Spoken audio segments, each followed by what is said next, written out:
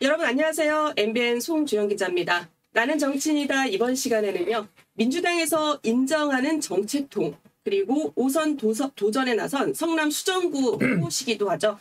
김태년 의원님 모셨습니다. 어서 오세요. 네, 안녕하십니까.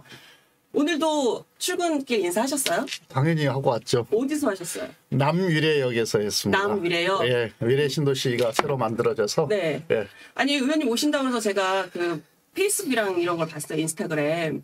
굉장히 즐겁게 인사를 하시더라고요. 대충 좀 머뭇머뭇하거나 이렇게 좀 어색해 하실 수 있는데 5선 관록이 4선 관록이 있으셔서 그런지 굉장히 재밌게 하시더라고요. 선거 재밌게 해야죠. 그래야 네. 조금이라도 힘이 덜 들죠.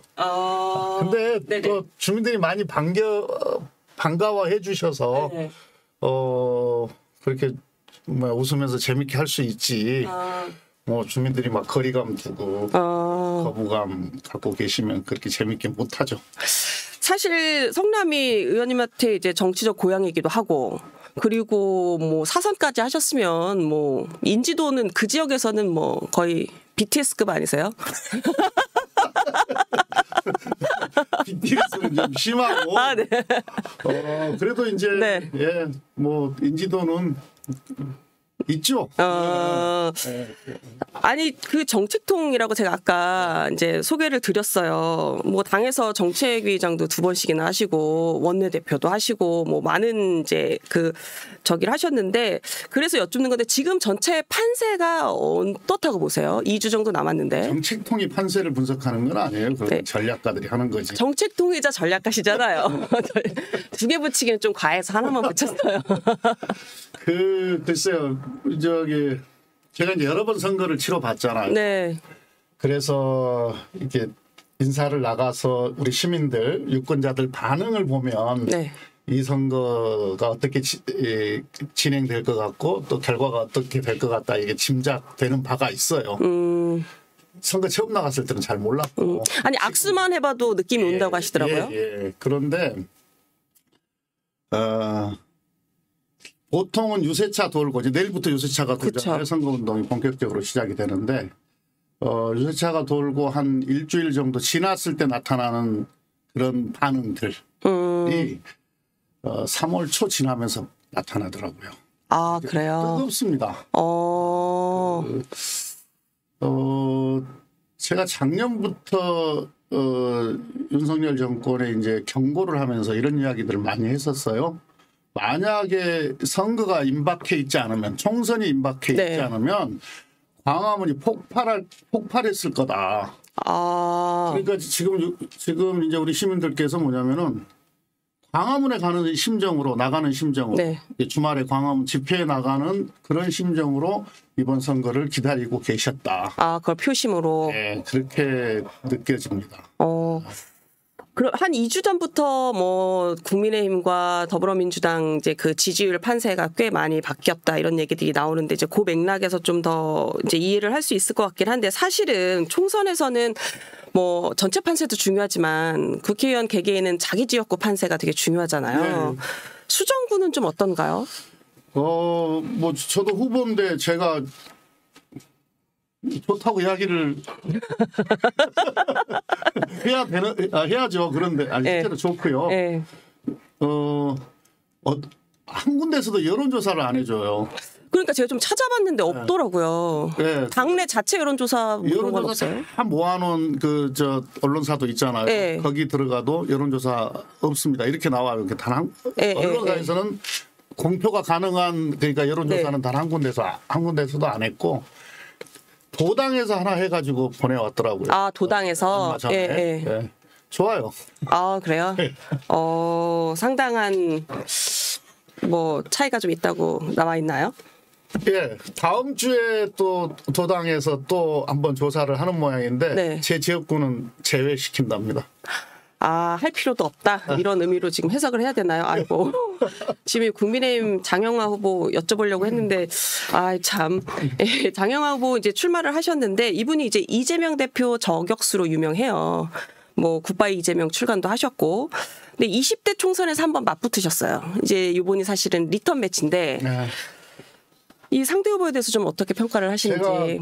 제가 선거 여러 번 치르면서도 상대 후보에 대해서는 이야기를 하지 않고 선거를 치릅니다. 그냥 제가 드려야 될 말씀 중심으로 해서 제 이야기만 하면서 선거를 치르는데 네.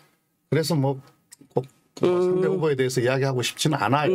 이제 다만 네. 그 저격수 뭐 이야기를 하니까 오발탄 날렸잖아요. 그때 지난 대선 때 22년 대선 때 말씀하시는 지난 대선 때도 뭐 이재명 시장 시절에 뭐 조폭 무슨 뇌물 뭐 이런 거 막 사진 해갖고 기자회견도 하고 터뜨리고 또 현역 의원한테 넘겨가서 국정감사장에서 흔들게 하고 이랬었잖아요. 그래서 그게 이제 고발이 되어서 검찰에서는 이제 무혐의 처분을 했는데 법원의 재정 신청이 받아들여져서 지금 재판을 받고 있어요. 그러니까 몰라 누가 만든 말인지는 모르겠는데 뭐 그렇게 하신 분을 누구 저격수 이렇게 이야기하는 것은 온당치 않은 것 같습니다. 피고인 신분이시라는 거죠? 그다음에 이제 그건 뉴스타파의 보도에도 있어요. 그리고 또 당을 또 이 당 저 당 옮겨 다니셨던 분이어서 사실 정확하게 2006년에는 민주당 소속이셨어요. 그 말씀하시는 것 같아요. 열린우리당 있을 때. 그렇죠. 그때 성남시장 출마하실 때. 민주당이었고 또 그 다음에는 또 다른 당. 또 아까 말씀하셨던 2020년에는 또 국민의당. 지금은 국민의힘 뭐 이러니까 정확하게 정치적 가치 철학 이런 걸 좀 알기가 어려워요. 이번에 사실 5선 도전이시잖아요. 근데 총선 1호 공약이 성남시 서울공항 이전 추진이더라고요. 쉽게 말해서 이곳이 이제 대통령 순방 때 전용기 뜨는 곳이잖아요. 일반 국민들한테는 그렇게 알려져 있죠. 그렇죠. 그게 이제 가장 쉽게 이해가 되는데 어떤 이유에서 여기를 이제 이전을 추진하시는 거예요? 판교 테크노밸리 가보셨습니까? 아직 안 가봤어요. 판교 테크노밸리가 이제 판교 전체 다 하면 한 300만 평 정도 되는데 판교 테크노밸리 1밸리가 우리가 기존에 이야기했던 산업지역입니다. 거기가 한 20만 평 되고요. 그다음에 2밸리가 한 3만 평. 지금 3밸리까지 지금 발표가 되었는데 3밸리도 한 그 정도 한 5, 6만 평. 이렇게 이제 이미 이제 1밸리, 2밸리는 중간쯤 조성 중에 있고 일부 입주를 했고 지금 3밸리는 곧 또 착수를 하게 됩니다. 그런데 여기 1년 매출액 생산액이 168조예요. 168조. IT, BT, CT, NT, 이제 AI, 그다음에 시스템 반도체, 팹리스 설계하는 팹리스. 그다음에 로봇. 대한민국의 첨단 미래 산업이 총 집중되어 있죠. 168조 그러니까 이제 잘 감이 안 잡히실 수도 있는데 울산에 가면 국가산단이 있습니다. 울산 미포 국가산단이라고 거기 보면은 화학, 자동차, 조선 다 들어가 있거든요. 거기가 150조 정도 됩니다. 근데 판교 테크노밸리는 울산 미포 국가산단의 면적으로는 한 3%쯤밖에 되질 않아요. 그래요? 그런데 뭡니까 생산액도 클 뿐만 아니라 대한민국의 어떤 미래 산업, 혁신 산업이 총 망라되어 있기 때문에 대폭 확장할 필요가 있다고 판단이 되어져요. 그런데 땅이 별로 없습니다. 서울공항이 안팎을 다 합치면 개발 가능한 부지가 한 140여만 평 정도 될 거예요. 엄청나게 큰 규모죠. 그다음에 거기는 다 평지잖아요. 그렇죠. 조성하기가 아주 쉽습니다. 그래서 그리고 이제 여기 입지적 특징이라고 보면은 인력, 그다음에 자본, 기술. 이게 이제 뭐냐면은 미국의 그 실리콘밸리의 성공 요건이거든요. 비슷한 조건을 테크노밸리가 갖고 있는 거죠. 그러면은 이 길을 대폭 확장을 해서 세계적인 한국형 실리콘밸리로 만들자. 이게 거기에 이 비행장 기능을 유지하는 것보다는 이걸 경제적으로 더 효율성이 이전시키는 게 대한민국의 이익에 훨씬 더 부합하다. 우리 대한민국 국민들한테 훨씬 더 좋다. 네. 이런 판단 때문에 이전 공약을 걸었는데 지금까지 선거에 나오면서 한 번도 이전 공약을 걸어본 적이 없어요. 네. 이번에 처음으로 건 거. 지금 말씀 들어보니까 엄청난 대규모 사업이라서. 네. 근데 이 비행장 때문에 그 인근 주민들은 큰 재산상의 피해를 받고 있거든요. 네. 군용항공 기지법에 의해서 고도제한에 다 걸려 있어요. 그쵸, 비행안전구역 5구역, 6구역 이렇게 되니까 두 번에 걸쳐서 완화하긴 했는데 지금도 45m밖에 건물을 못 짓습니다. 5구역에서는. 네. 6구역에서는 이제 20m당 1m씩 더 올라갈 수가 있게 되는데 그래서 판교 가면은 건물이 다 낮아요. 문정동도 건물이 다 낮아요. 그리고 이제 제 지역구인 수정 제협지구 그 중원구 그다음에 분당 이광재원 지역구 네. 이런데 재개발 재건축하는데 장애가 많죠. 그래서 그 네 명의 국회의원이 함께 선언도 하고 그러시더라고요. 그러니까. 그래서 이게 이제 지난 지방선거 때 김동연 지사의 공약이기도 했어요. 김동연 지사도 그래서 김동연 지사 만나고 오신 거예요? 의원님 만나고 오셨더라고요. 그래서 김동연 지사하고 바로 협업하기로 했고 이 문제를 협력하기로 했고 저희들이 이제 김동연 지사한테 요청한 것은 바로 용역 발주를 좀 해달라. 용역 발주를 먼저. 일단 근거들을 만들어야 되니까 또 가능성을 봐야 되는 거기 때문에 저는 뭐 충분히 가능하다고 공약을 걸었습니다만은 우리가 용산 미군 기지도 다 평택으로 다 이전을 했지 않습니까? 그렇죠. 그러니까 이게 어떤 분들은 실현 가능하냐 이제 이런 의문을 제기하시는 분들이 있는데 과거 같았으면 실현이 어려웠을 수도 있습니다. 여기 이제 평상시에는 보면은 VIP 그 의정공항 기능이 하나가 있고 그다음에 군수물자 지원 수송 기능이 하나가 있습니다. 그다음에 정찰기 이런 기능이 있어요. 그리고 이제 전시에는 여기가 전략 기지가 되는데. 예를 들면 뭐 병력 충원이랄지 이런 전략 기지 역할을 하게 되는데 과거에 여기가 전략 기지 역할을 할 수 있었던 것은 휴전선에서 가장 가깝고 북한의 장사정포 사거리에서 벗어나 있었기 때문에 그게 가능했는데 지금은 북한의 장사정포 무기 성능이 좋아져 가지고 사거리 안에 들어와 있어 버립니다. 그러니까 오히려 안보 문제 때문에 건들지 못했는데 지금은 안보 문제 때문에라도 바꿔야 된다. 일부 기능은 이전을 하고 뭐 일부 기능은 뭐 지금 이제 거의 의미가 없게 되어 있고 그렇습니다. VIP 공항 기능은 활주로 하나만 있으면 되거든요. 그렇죠. 뭐 거기는 크게 뭐 많은 뭐가 들어갈 건 아니니까. 그러니까 과거에 성남공항이 필요했었던 요인이 사실상 지금은 뭐 가령 방금 말씀하신 것처럼 안보 같은 경우도 이제 오히려 그 요인이 사라졌다. 그리고 오히려 경제적으로도 대한민국의 경제적 그 효율성을 놓고 봤을 때는 훨씬 이전이 도움이 된다. 국민들한테 도움이 되는 이익이 되는 겁니다. 근데 이제 이게 이제 시간이 약간 걸릴 수 있잖아요. 근데 아까 말씀드렸던 고도 제한 문제는 그 인근 지역의 주민들한테 큰 피해를 주고 있어요. 공항이 있는 데는 대체적으로 좀 그렇죠. 그런데 요 규제가 이른바 이제 국제민간항공기구 이카오라고 있습니다. 거기서 만들어 놓은 그 규정 때문에 이게 그 글로벌 규제잖아요. 공항은 세계 각국의 비행기가 다 이용을 하는 거라서.